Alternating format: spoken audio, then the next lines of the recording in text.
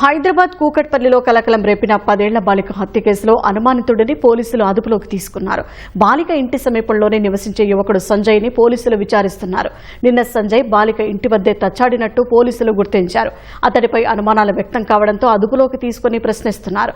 బాలిక తల్లిదండ్రులిద్దరూ ఇంట్లో లేని సమయంలో ఈ దారుణం జరిగింది. తండ్రి మధ్యాహ్నం సమయంలో వచ్చి చూడగా బాలిక బిగతజీవిగా పడి ఉంది.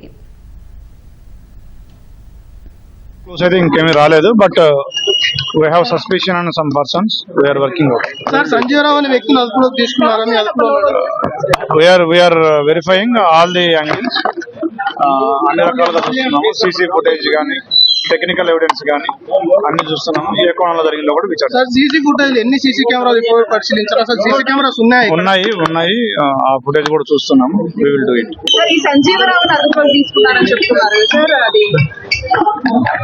అదుపు కాదు, బట్ అనుమానితుల్ని విచారిస్తున్నాము. అదుపులోకి ఎవరిని తీసుకోలేదు, బట్ అనుమానితులు ఉన్నారు.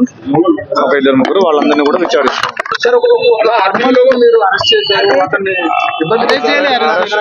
కాదు, అదుపు కాదు, but we are enquiring, we are doing out. Sir Sanjay Rao ఏంటి సార్ ఎంతకాలం ఉంటున్నాడు? ఎందుకు అతను సస్పెక్ట్ చేస్తున్నారు? We are verifying in all aspects, all angles. We are trying to detect the case. Thank you.